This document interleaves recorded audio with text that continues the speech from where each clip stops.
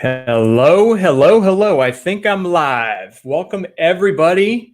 Today we are going to do business automation training. So, for those of you who have busy lives that are looking to automate not only your business, but this is also for people that want to become more hyper productive, to free up their calendar, and to really just work less. So, my goal today is to get you guys to help free up 20 hours in your work week every single week with some tools and systems and things that I'm going to share with you. So, why am I going live today? So, for the next 4 weeks, I'm going to be going live and I'm doing a training that I'm going to launch out to the public here in the next 30 to 60 days. And part of the training, I'm just going to go live, give it to you guys, give it to the people who follow me and my audience and my friends, so that you guys can take this training and utilize it, implement it. I'd love some feedback to see how I can make it better. If you want to join me on Zoom with a Q&A, we've got some great people on Zoom here. You can go to tonyjavier.com and join me live right now, and hopefully we'll have time to do a Q&A afterwards. That will also register you for the next few sessions that I'm going to do every Tuesday. Some of those I'm going to do live. Actually, I think most of those I'll probably do live, but there may be some that I just do for my Zoom audience. So sign up, tonyjavier.com, and we're going to dive deep. Today, we're going to talk about more about your personal calendar, what you guys are doing personally to help optimize your time so that you've got time to dedicate to working on your business or other things. So what can you do with those 20 hours? You can spend more time with your friends and family. You can spend more time starting other businesses. That's what I do. I only have to work a few weeks in my real estate investing business. The rest of the time, I'm creating new businesses and adding value to other things.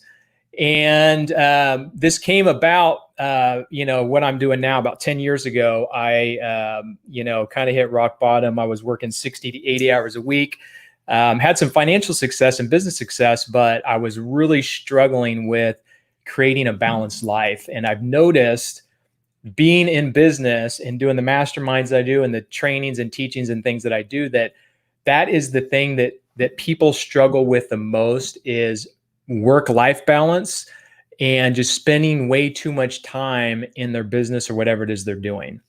So, it used to be I used to work nights, weekends. I used to skip my own pool parties. If my family's watching, they're like, "Yes, you did." I'd have, actually, they would kind of invite themselves, but I'd have people over. And they would be swimming in my pool and I'd be inside working. I mean, that was just the way that things were.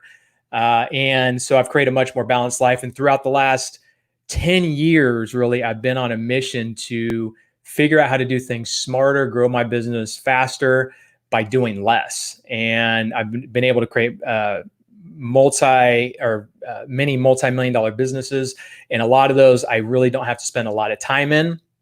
And it's because of people, it's because of systems, it's because of the things that I'm going to teach in this course. So again, if you want to come on live Zoom, if you guys are jumping on now, go to tonyjavier.com and it'll take you to a Zoom page to sign up and join me live on Zoom.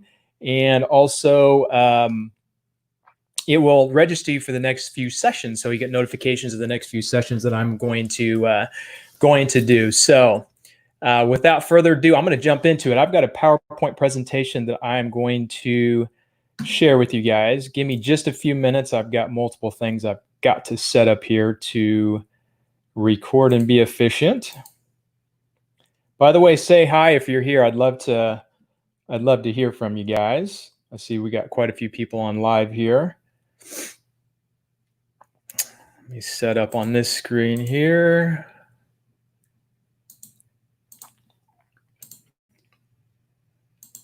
All right, so you guys can see this, it looks like. All right, let me go in presentation mode.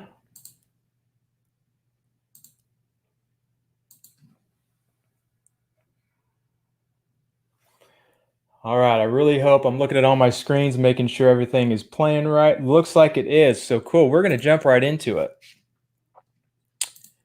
All right. Business automation training. So again, my goal today is to show you how to cut 20 hours a week or more out of your work week. Pretty exciting stuff. So I came up not too long ago with something called the perfect day. So again, a lot of the things I'm going to talk about are things that I've created that I've kind of pulled from days that I feel like were just phenomenal. And again, I've been studying Tony Robbins, Brendon Burchard, Oprah Winfrey. Sorry about that. Oh, there we go. Yeah, Oprah Winfrey. Sorry, my screens are messing up here. So Oprah Winfrey, a lot of people that are high performers, and they have just as much time as we do. They have 24 hours in a day. And so I've taken a lot of the things that they do to be hyper performers and put it into a system that is so super easy.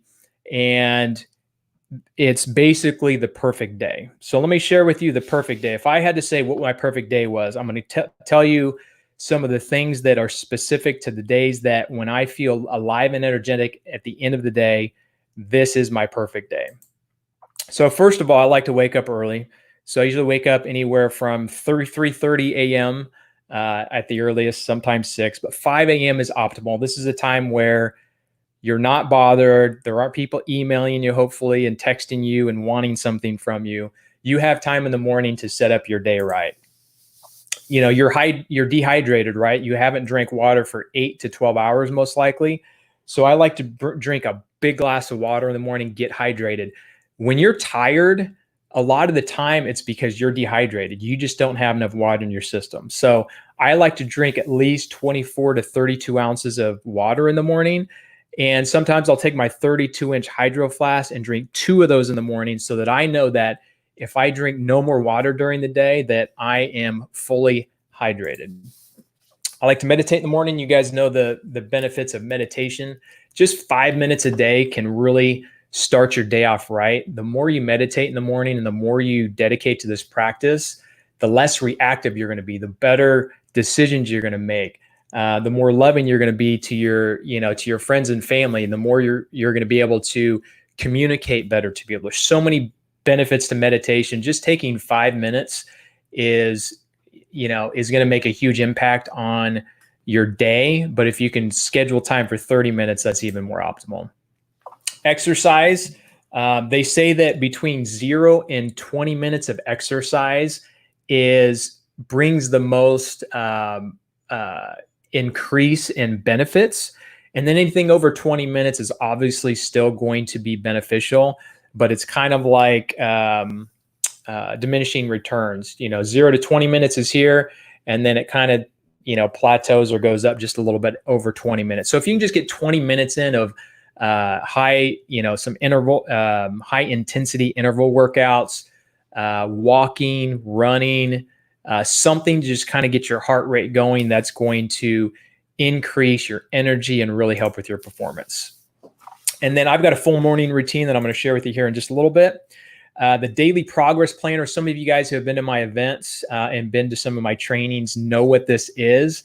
This is a tool that I'm going to show you is one page that if you do this in the morning or the night before, you're going to feel so focused, and that alone is going to allow you to probably save you 20 hours in any given week if you do that every single day. And then at 8 a.m., the top 3 things on my list, if I do those first thing in the morning, I am hyper optimized. I have done the most important things in my day. The first 90 minutes of your day are the most important. I'll get into that here in just a little bit. Lunch breaks. Some of us high performers do not like to take breaks. So if I take a 1-hour lunch break, I feel so much better. 3 nutritious meals rather than snacking and eating a lot of bad food, making sure that I'm putting good food in my body and that I'm eating really good meals. We'll talk about work sprints and time blocks, but basically these are small intervals of activity where you just hyper focus, you get into a subject and you just focus on something and execute it without interruptions. Talk about that here in a little bit also, like I said. And then periods of rejuvenation where you do your work sprints, you do your time blocks, you get in, you work optimal, but then you have to take those periods throughout the day to rest and rejuvenate. I'm not always great at that. I like to sometimes just go throughout the day, But when I take my lunch break and I take my periods of rejuvenation, which honestly could just be 5 minutes of meditating or taking a little nap, just have a huge impact on my day. And then in my day at 5 p.m. So I used to be the person that worked until 8, 9, 10 o'clock at night. I could just go. And I've got something now that I promised my wife that I will be home at 5 o'clock every day, detach and be home and be present. So, there's that, what is it? Parkinson's law that says that work fits in the time that you give it. So I know that I'm going to be done at 5 p.m. every day. So I am hyper focused and optimized up until 5 p.m. And that allows me to get all my work done in a condensed period of time. And now I only work 40 hours a week. I told you that, I only have to work, a few hours in my real estate investing business because I've got great people working for me, great systems, and it's hyper optimized. But I still like to work a 40-hour week because I've got so many other things going. So I like to end my day at 5, be hyper focused and optimized until 5 p.m.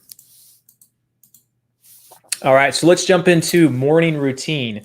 The people that I mentioned earlier, Tony Robbins, Oprah Winfrey, I've studied their morning routines, and that is how you get your day going. It used to be I'd get up, I'd start checking text messages, I'd start checking emails, and I'd get into other people's agendas, I guess if you call it, and answering things that other people needed.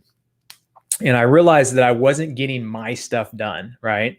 And so getting your morning routine done in the morning and taking time for yourself before you start getting into your own agenda and other people's agenda for work is so important. Like when I do my morning routine, it is so much different than when I don't do my morning routine. So I mentioned some of my morning routine in the previous section. So I'm going to share with you some things that I do in my morning routine to get things going. So like I said, I wake up early. I drink a big glass of water, sometimes multiple glasses of water to get hydrated. Meditate 5 to 30 minutes. So for those of you that are not good at meditating, if there's such a thing, you can thinkitate. So thinkitating is basically meditating, but basically not clearing your thoughts. So there's this big thing with meditation that you have to clear your mind. And if you clear your mind, then that is the hyper optimal thing to do, meaning that, that has great benefits of clearing your mind. So not judging the thoughts that come in, but when they come in, just kind of let them go. But there's a thing called thinkitation that I kind of came up with, but then I realized that someone else had come up with it beforehand. But basically is you just kind of visualize your day. So if you don't want to meditate, if you're not good at clearing your mind, sit down, close your eyes, and just visualize your day. What do you want? Who do you want to be? What are the results you want? What do you want to feel at the end of the day when the day is done?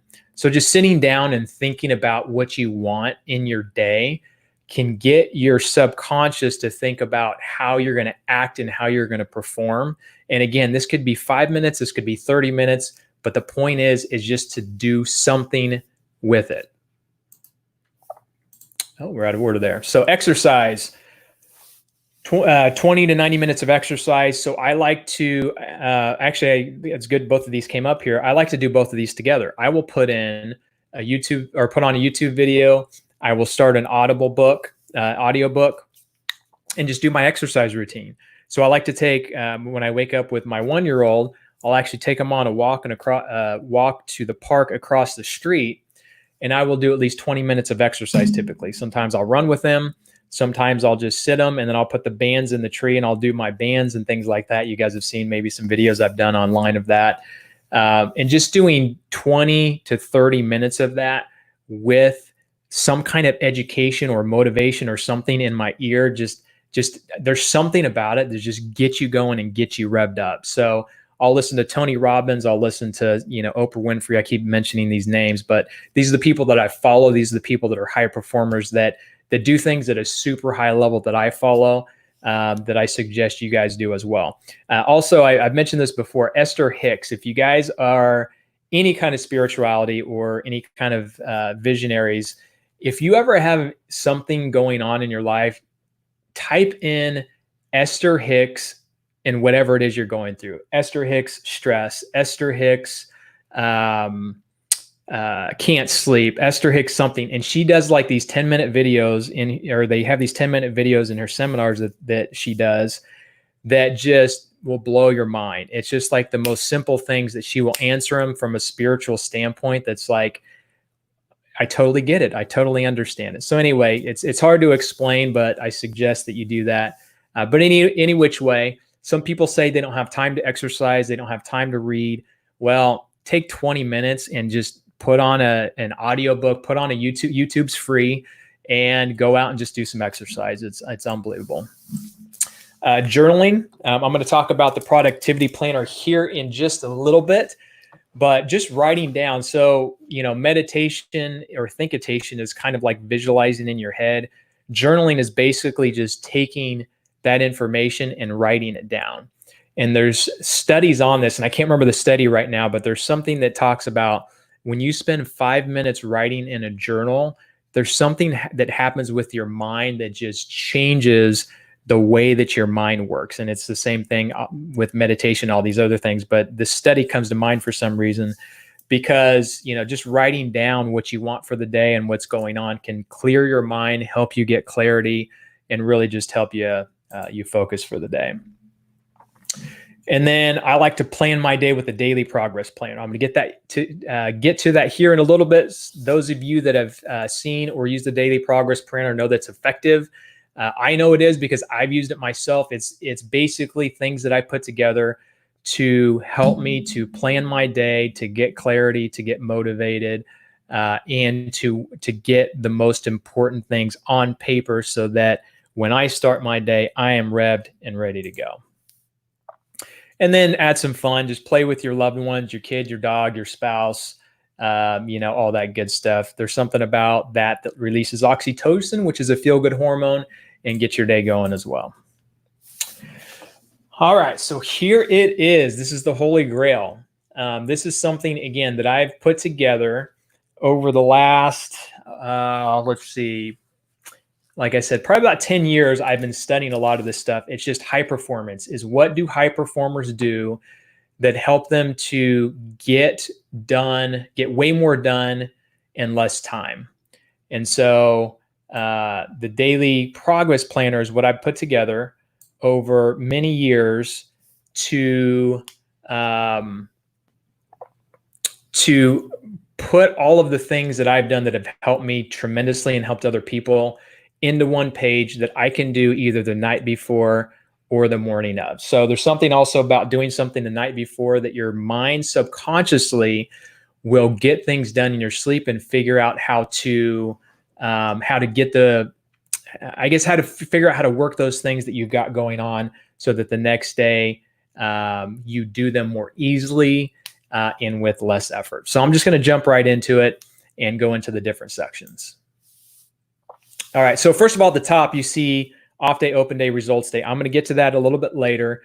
Those are what I call power days. So those are organizing your days into 3 different types of days. And again, I'll get into that here a little bit later. So productivity, this right here, the 3 Ds is what I call it, will save you 20 hours a week by itself. If you do this and you do this effectively, you will get so much off of your plate. It's ridiculous. So I'm going to go through these here with you real quick. So some of you say, well, delegate. I don't have employees. If you are a business owner, first of all, there are things that you are doing that you don't need to be doing. There are things that you are doing that somebody else could be doing. There are things that you are doing that someone is better at better at doing those things than you. Those are the things you need to figure out how to get off your plate. As a business owner or executive or whatever you are, your time is the most important, especially as a business owner or executive, because you are the one leading this ship. You are the one that is driving what is going on in your business. You need to have more time to be able to focus working on the business and looking at it from an aerial perspective, as opposed to working in the business and not being able to make the key decisions in your business that you need to. And this is where this comes from. So from a delegation standpoint, some of you have employees, that's perfect. You can delegate to them. But even if you don't have employees, there are people outside of your organization that you work with, you can delegate some things to. So when I used to hire contractors, when I managed job sites, I used to just jump and go buy materials for contractors. I would, if they needed something, I would just go do it. And what I realized over many years was that they were the ones that should be doing it. So I started delegating that to them. It's like, hey, we need this for the job site. While you're at Lowe's, can you go get that? And utilizing other people that I was already subcontracting and paying money to, when I was basically kind of a one-man show, I'd figure out how to delegate those things to other people. So if you have employees, you have to look at what you have on your plate that you need to delegate later. So in a later training or in the later video, I'm going to talk about the activities assessment, and you'll be able to evaluate what things you need to delegate and what you need to delete or even defer using the activities assessment. Let's move on to delete. So delete is pretty simple. These are things you don't need to be doing. Okay, so if you go through your calendar, if you go through your to-do list, you could probably find a lot of things that you're doing that you don't need to.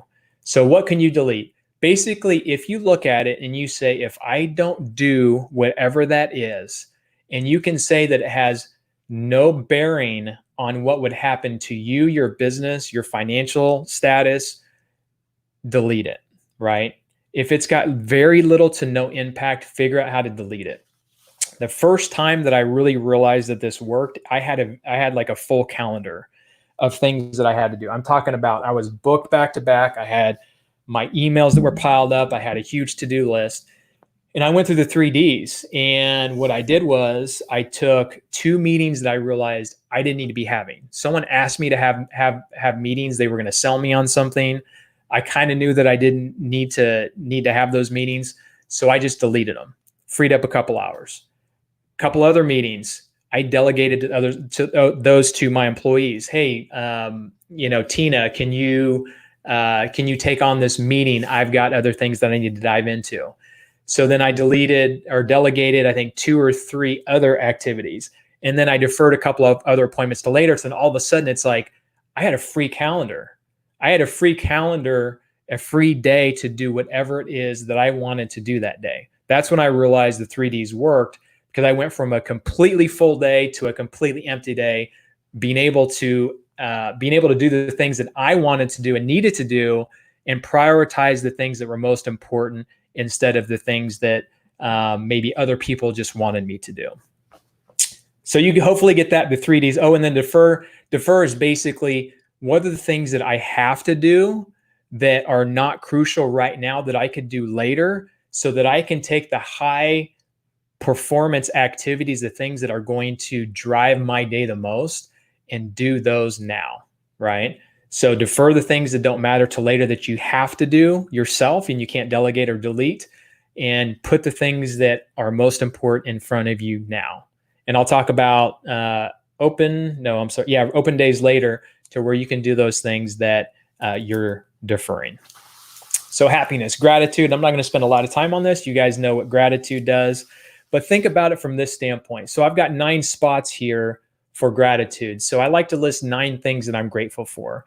It could be, I'm grateful for my wife, grateful for my kid. But if you really go deeper into it, you realize that there are things that you have that a lot of people maybe don't.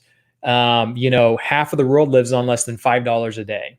If you're in the real estate industry and you have a deal fall through, that could be, $3 grand, $5 grand, 10 grand, 50 grand, whatever it is.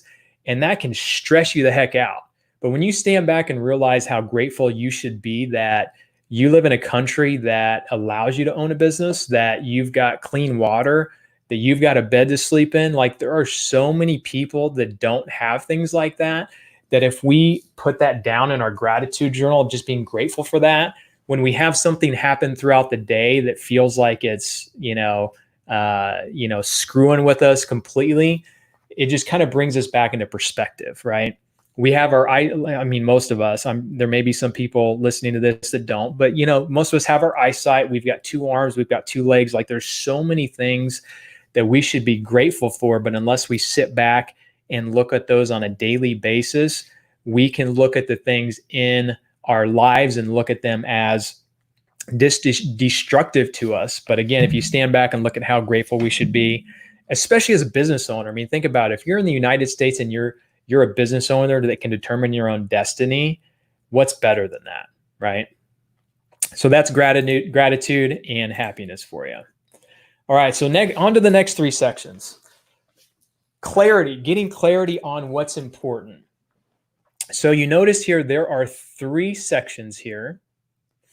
And if you look at your day and you look at your to-do list or your calendar or everything that you've got going on, there are probably three things that if you did those right now, they would have the most impact on you right now. They would bring in a lot of money. They would, fill the pipeline. They would basically drive the results of what you are wanting to do. It's the 80-20 rule, right? 20% of what you have on your plate is going to produce 80% of the results. So what I like to do is to look at three things that I want to achieve today. So typically it might be raising money for a deal. It might be starting a marketing plan or something with marketing that I know is going to drive business.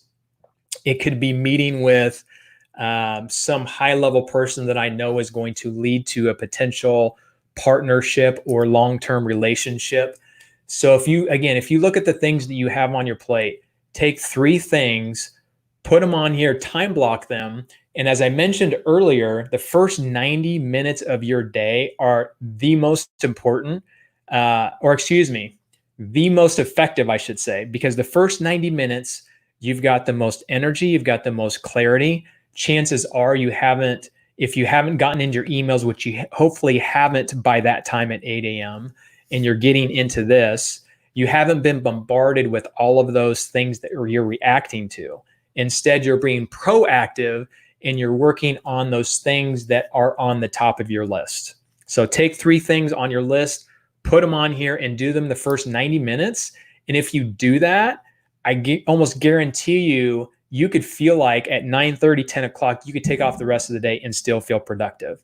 And there has been those days where it's the opposite, where I have gone into reaction mode, reacting to what everybody else wanted, and worked 12 hours a day and not felt productive, right?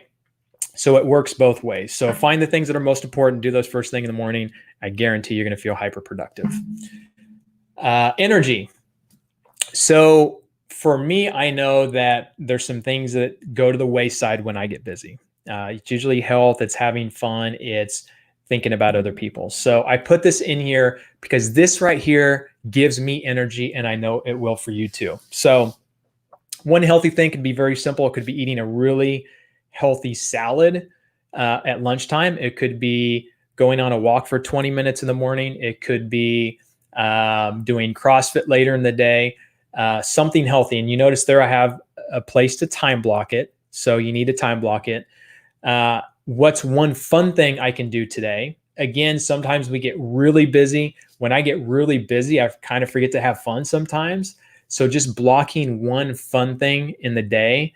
One fun thing to me could be taking a walk. It could be going on, to the beach and walking for 10 minutes just to clear my mind. And then as we get into what we are doing, sometimes we forget to do good things for someone else. Now, I mentioned other people's agendas, like that doesn't count. Like doing things that other people are asking for isn't the point of that.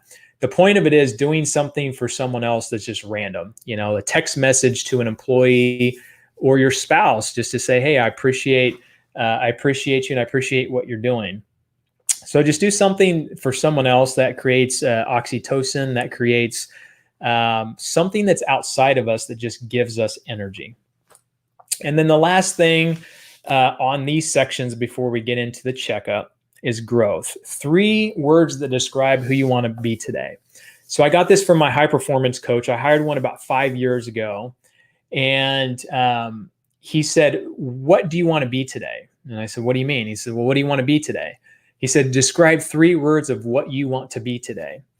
So he would ask me this question. He asked it quite a few times, and it usually came back to 3 words. And I'm like, if I am present with everybody that I deal with today in all my interactions, if I am energetic, if I show good energy and positive energy to whatever it is that I do throughout the day, and I show confidence in whatever I do, in the decisions that I make, the negotiations, the conversations I have. If I'm present, energetic, and confident, like nothing else matters. Like my day is full, and I make great decisions, and I feel alive. So those are usually my 3 go-to words when I do this exercise, if I can't think of anything else. And what this also does is you can think of the things that maybe are not serving you. Like you may say, this is kind of the same thing, like, man, I haven't been present lately. Put that on your as one of your 3 words. Or I maybe wasn't showing respect to my team. So then you put respect on there. And there's something about this that when you write those 3 words down, if you don't look at them for the rest of the day, subconsciously you still told yourself to be those things, and somehow it still comes, it's like it comes to fruition. It's the weirdest thing. So 3 words describe who you want to be today, who you will be today, and again, those will just kind of ingrain in your subconscious, and hopefully those will come to fruition throughout the day. And then if you remember, at the end of the daily progress planner, there's end of day checkup. So there's a saying that says you need to inspect what you expect. And usually that has to do with like employees, right? Or contractors, or whoever it is you deal with and give things to. But you need to do it with yourself too. You need to inspect what you expect from yourself. So all of these things here that you see on this list are the different sections that I just showed you in the daily progress planner. And at the end of the day, if you can rate yourself from a scale of 1 to 10, and then if you weren't a 10, which most of the times you're not going to be a 10, what could have made me a 10 today? So productivity, what could have made me a 10? I was a 6 today. What could have made me a 10? I could have time blocked better. I could have done XYZ better. And that allows you to realize what your roadblocks were and what can change in the future. So end of day checkup, figure out what it is that your roadblocks were, rate yourself. And if you go back on the previous days and you look at these, you can see how you were, and you can see the trends, and you can potentially, hopefully, see why you were or were not those things. So this is a very powerful exercise. At the end of the day, this could be at 5 p.m. when you end your day. This could be at 8 o'clock, 9 o'clock at night before you go to bed. It could be the next day in the morning when you're doing your daily progress planner for the next day. But I encourage you to do it at the end of your day, because it's going to be fresh and clear in your mind. So there is the daily progress planner. Use it, utilize it. It is a tool that has tremendously helped me to refocus, to energize, to create more clarity, happiness, all of these things. And I promise you, if you use it and utilize it well, it is going to be a game changer for you. All right. So I talked earlier about the 3 power days and showed on the daily progress planner the 3 days that you can check. So the concept behind this is taking the days that you have and basically chunking them together so that you are hyper optimized, right? So a lot of people that are busy, what they do is they'll do 5, 10, 15 minutes of work, and then they'll get interrupted. And then they'll do 5, 10, 15 minutes of work, and then they'll jump into something else.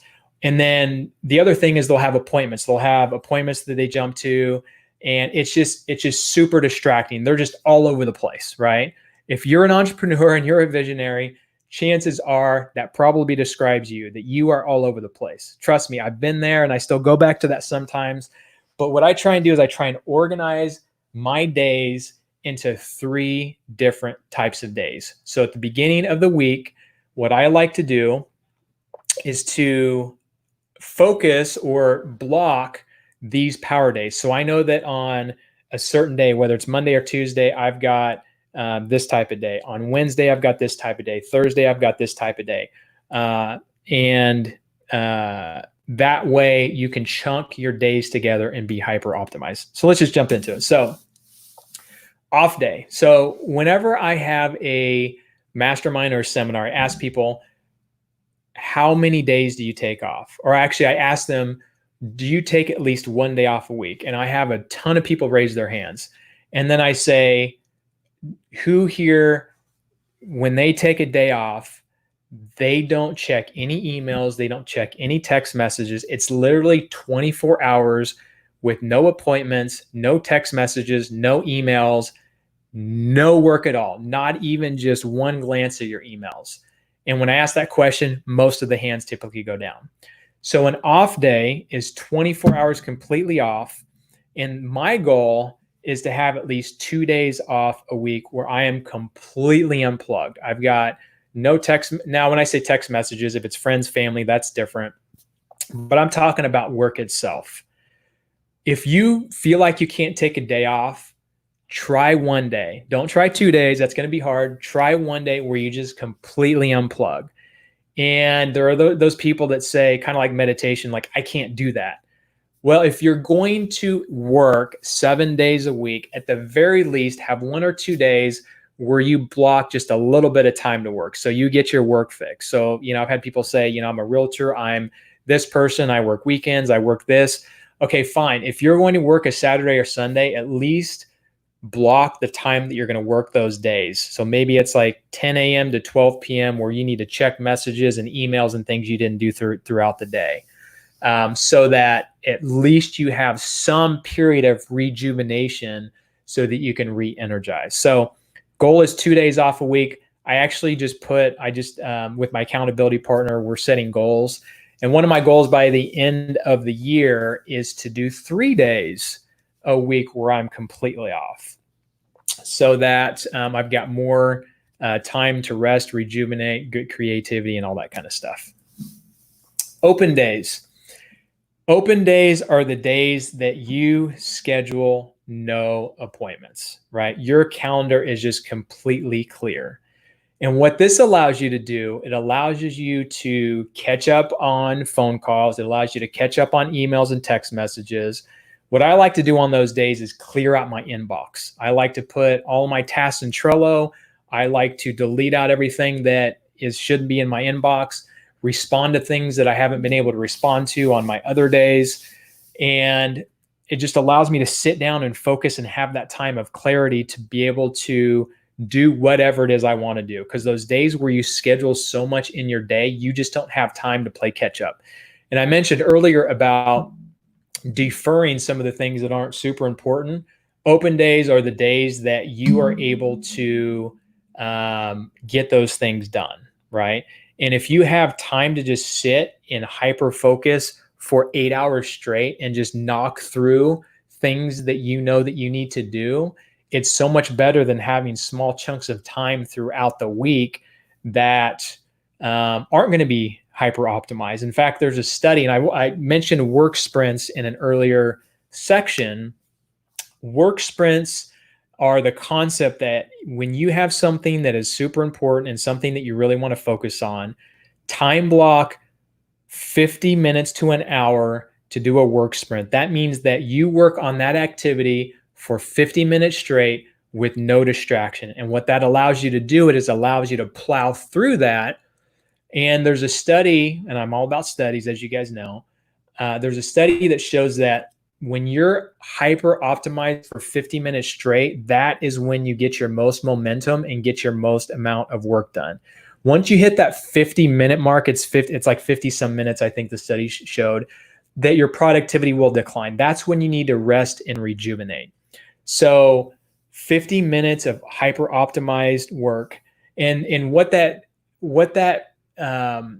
reason that that's important is because, again, we sit down and we start doing things. And when we get distracted by emails and other things that we jump back and forth from, There's another study that shows that when you get interrupted, it can take anywhere from 5 minutes to 15 minutes to get back to the point of where you were.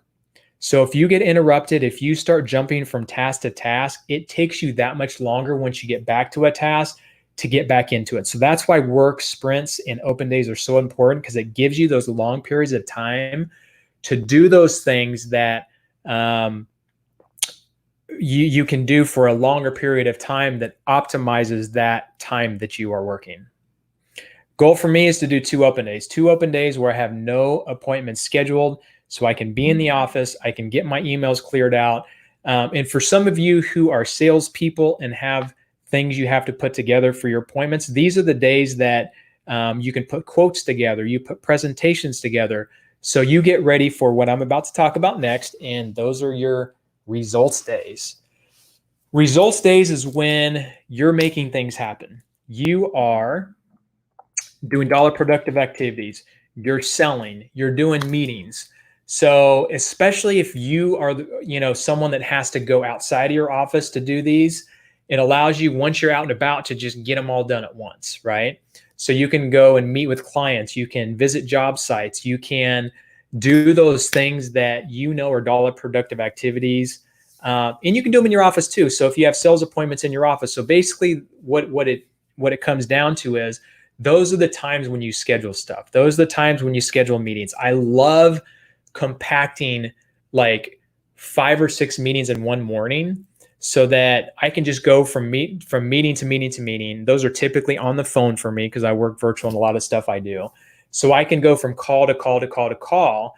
And not only that, but I'll block each call for 30 minutes to an hour. So I know I have got that amount of time. So when 9 o'clock hits, I'm like, hey guys, I'm sorry, I told you I had an hour. That's what I had focused for you guys. I've got to jump into this next call.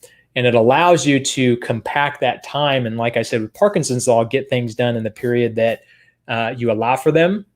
And then I just stack those together so that, some meetings I go from some days I go from 9 to 12 p.m. for my meetings. And then I leave my calendar open in the afternoon. So that's my results day, is just scheduling as many appointments as I can back to back to back. And if you're doing things out and about, that allows you to schedule things together. So like when I used to meet at coffee shops for people, I would pick a Starbucks and I'd schedule 3 appointments in a row. And I tell that person, hey, by the way, I've got someone coming at 9 o'clock. We have till 9. 9 o'clock comes, that person comes, sorry, got to go. My next person's here. And I don't have to drive all around to meet people. So there's ways to organize your days so that they are hyper-focused, and you can basically chunk the tasks and things that you have together to be hyper-optimized in what you're doing. And this is for team meetings as well. All right, so I mentioned earlier the activities assessment.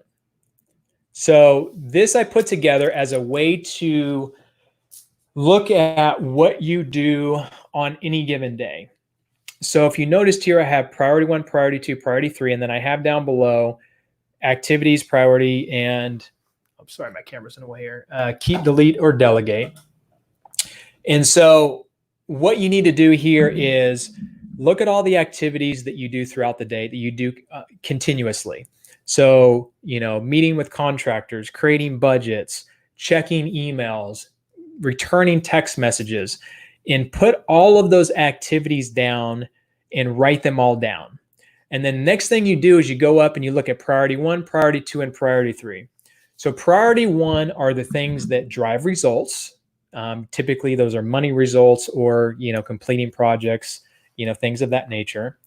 Things that you love to do, and I haven't even touched on this, but we'll talk hopefully a little bit more about this. The things that you love to do, things that are highly important. So those are the things that you need to keep on your list of things that you do. So then we go to priority 2, and that's when it starts dropping off. Priority 2 drives some results. You may like to do it, don't necessarily love to do it, and it's pretty important. And then there are priority 3 actions or activities that are very low in results, that you hate to do them, and that are not important.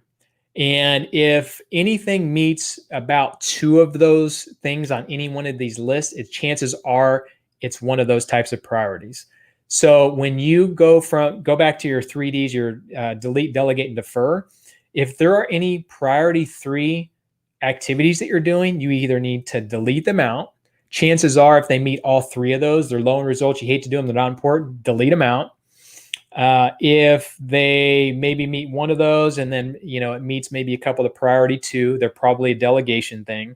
And like I said, priority 1 activities you probably want to keep. So what you look at is your priority 1 activities, time block those, keep those on your list.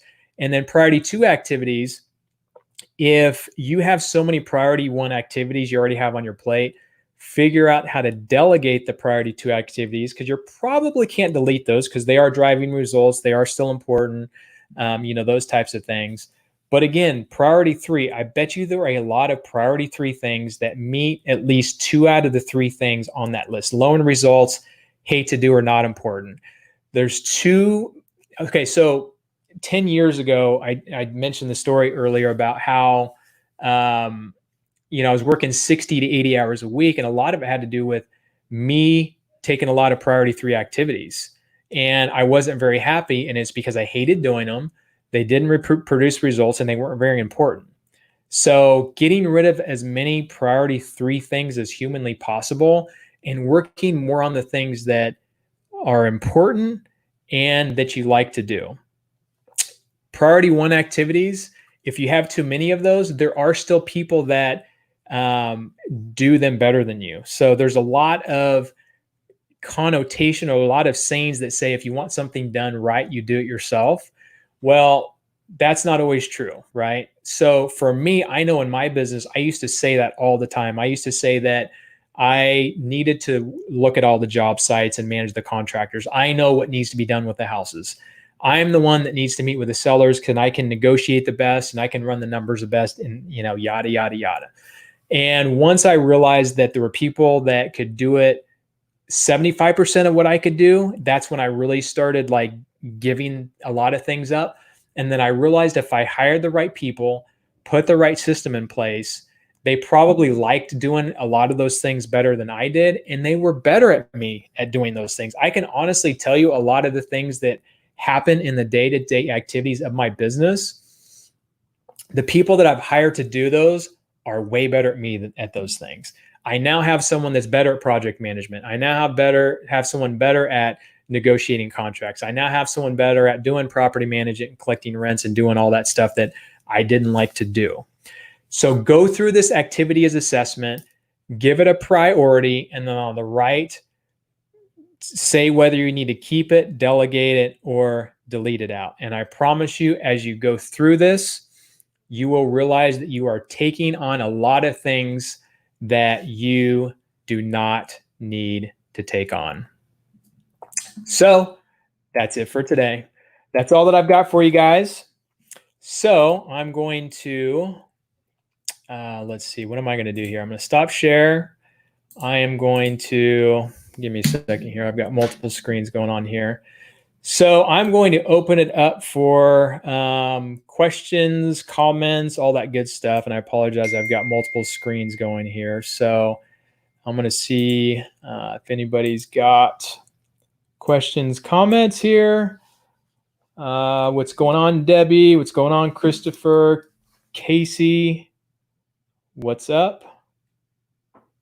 Casey loves my PowerPoints. Liz, thanks for jumping on. Let's see. Let's check Facebook. What's going on, Facebook? How's everybody doing out there?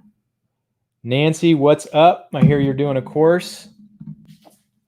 Congrats on that and launching it. Alex, what's up? Says loving this. No questions, man. I must have done a really good job presenting here. So cool. So I'm going to jump off here in a minute. I hope that everybody got a lot of good stuff out of this presentation. Again, if you want to jump on some future trainings with me and interact, go to tonyjavier.com. Make sure you type in www. Otherwise, it may not work. It'll redirect to a Zoom link to sign up. But again, I wanted to provide some great value to you guys. These are the things that I'm putting in this course that I'm doing over the next 4 weeks. And again, if you're just jumping on Facebook, the next 4 weeks, or on Zoom even, the next 4 weeks, I'm going to be doing these trainings and putting them in a course. So I'm putting some of the content that I'm creating and putting it out on Facebook Live as well as on Zoom. So if you want to interact and get notifications, just go to tonyjavier.com. Again, these are the things that I have just come up with over the last 10 years that have helped me to become hyper optimized, to only have to work a few hours a week in my real estate investing business, and even the businesses that I'm starting right now and growing. I'm figuring out a way to only have to work on them for a short amount of time during the week. So I actually have had many people. So for some of you know, I live in San Diego and my business is in Kansas. And some people have actually asked me, like, why would you not, instead of just working a few hours in your real estate investing business, why wouldn't you work 40 hours a week and hyper optimize it? And that's a valid question. And the fact is that, you know, if I worked 35 more hours in that business, I don't know that I would get 35 more hours out of it, if that makes sense. Because, you know, especially because I've got other opportunities and other businesses that I'm starting that are providing huge opportunities. So I say that because there is I guess, I don't know if you call it a misnomer, whatever you want to call it, that the more you work in your business, the more results you're going to get out. There have been way too many people that have taught that you need to be the first one in the office and the last one out. And, you know, there's some truth to that in the beginning of your business, but there comes a point to where it's too much. You know, there's a study, again, I keep talking about studies. There's a study that shows that after about 50 hours of work in a given week, your productivity starts tapering off. And I mentioned that there's Parkinson's law, that, you know, that the amount of time that you dedicate to something is probably going to fit into what you know, you're going to fit that amount of work into that time you give it. And so that's probably where that comes from, is that, you know, if you give yourself 40 to 50 hours to work, you're going to get work done in that period of time. If you know you've got 80 hours of work, you're probably going to extend it out to 80 hours to the nights and to the weekends and things that you're working. So I'm not sure where I was going with that, but the fact is that if you take some of these things that I've you know, mentioned and taught here, and some of the things I'm putting in my course, it's going to blow your mind, knowing how much more that you're doing that you don't necessarily need to take on. And there are people that can help you do the things that you need to do. There are systems that you can put in place that allow you to do less. So actually, I'll talk about a couple of those, and I'm going to jump off here pretty soon. But I was holding a mastermind a couple months ago, and it was actually a real estate investor in my in my mastermind, and he talked about hating like financials and, you know, having to dig into them. And I said, do you have something that shows, it's like a summary of what your financial situation looks like? And he's like, no, I have, you know, I can't remember how many reports he said he had that he goes through, and he hates going through those. And I'm like, you know what? I hate that too. And that's why I created a one-page, and this is what I'm going to be teaching in some of the future trainings. I created a one-page worksheet that shows where I am in the business. How much cash do we have in the bank? How much do we know to vendors? What's our profit and loss from month to month? It's just got what they call KPIs, key performance indicators, for financials, that shows an overview of what my business looks like right now. So I know if I need to make any moves. It's like, oh, well, cash was here and now it's here. You know, where did it go? So at that point, based on the KPIs, I know if I need to dig in further and see where something is going wrong. And it's the same thing with lead generation and marketing. You know, I try not to get too much in those details. I kind of have become more of the creative side, but I also have spreadsheets that show like how many leads have come in, and I can see week by week how many leads have come in, our cost per lead, and all of those metrics, so that I don't necessarily have to look at 100 reports and go into 100 different pieces of software. It's automated that my people put it into that platform so I can just look at it from an aerial view and make decisions that way. So anyway, my point to that is that you don't necessarily have to know everything about your business. In fact, there's people that teach that as well, that you have to know every single piece of your business.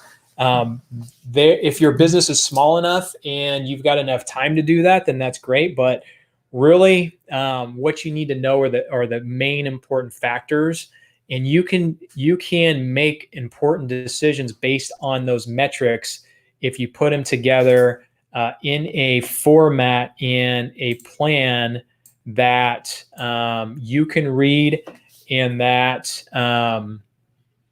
you can make really good decisions off of. So that's my training for the day. So I'm going to see if anybody else has any other questions or comments. Let's see. Casey says, will the planner be mailed? What to do the other 4 days of your week look like? Okay, so for those of you who saw the 7 or the different types of power days, so there's open days that I schedule nothing, that are work days, so I can catch up and do things like that. There are free days. Oh gosh, I'm messing these up. There's productivity days where you have meetings. There's free days where you're off, or excuse me, off days where you're off. And then there's open days where you don't schedule anything. So I do 2 off days, which are the weekends, Saturday and Sunday. I do 2 open days. I do 2 productivity days. And then I decide that week if I want to add an extra free day, open day, or off day, right? So that can be modified. I would say that you need to do at least 2 open days and spread them out a little bit, like Tuesday and Thursday, so that you have no appointments those days. That way, when you're super busy on Monday and you've got all your appointments, you know that Tuesday you're going to be playing catch up. Then Wednesday you can have your productivity day again, schedule all your appointments, schedule all your things, and you know at the end of the day that if you don't get to something, that you've got Thursday all day to sit down and focus and jump into whatever it is you need to do to catch up. So I hope that answers your question. As far as the planner being emailed, Casey, you've emailed me before, so if you email me, I will send that to you. If you are on Facebook and you want that planner, you can either email me or rather sign up on Zoom, TonyJavier.com, and I will email the planner out to everybody who is on these calls. So thanks for joining, Casey. All right, cool. So that's it for today. Appreciate you guys. Just remember, you can do more with less.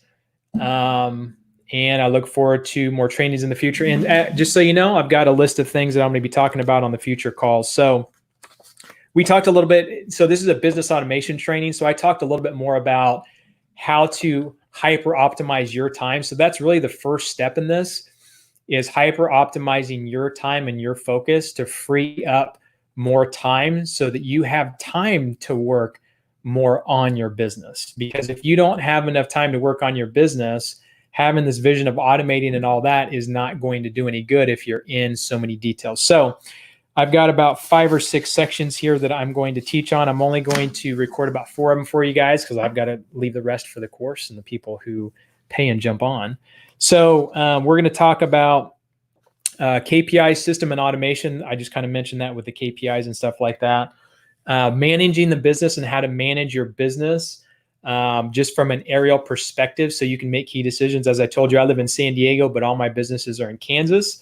So I have to have things that help manage the business so that, because I'm not there, I've got to make sure that it's running efficiently, right? So I'm going to talk about different areas of the businesses: bookkeeping, marketing, all those kinds of things that I have in place to know how the business is doing. Hiring and growing a team. This is something that is probably number 2. So number 1, thing in my masterminds and trainings when people talk about it. Number one thing is doing too much and not having enough time. And I would say the number two pain point for a lot of business owners is hiring the right people. So I say this all the time. 10 years ago, I use this phrase because it's about 10 years ago when I made the huge change in my business. So 10 years ago, I had to fire my whole staff, and it was the third time that I had to do that. And so first thing I did was I hired someone that had a business that looked like what I want it to be, meaning that they had a real estate investing business where they didn't look at houses, they didn't meet with buyers, they didn't meet with sellers, all that kind of stuff. And so that was the first step, is hiring someone and getting someone's systems. The second thing was I just started hiring up. I started hiring much better people. And then as time went on, I had to hire more people, right? So there are some processes and systems and things that I use to grow a team from basically having to cut out my whole staff because they were stealing and, all kinds of shenanigans, to having a 15-person staff where I could say that every single one of those people were better. Excuse me. Even the lowest person of that 15-person staff was way better than the best person that I had before. And it's because of processes, systems, hiring, the things that I use to make sure that I found the right people. So I'll be covering that in another training. And then for those who want to step out of their business, I'm going to cover a section on that about how to step out of your business and what that looks like. So that's it. Thanks for you guys on Zoom for sticking around. I think pretty much most of you stuck around the whole time. Really appreciate you. I hope to see you on some future trainings, and I hope I can help you. We will talk to you soon. Have a good one.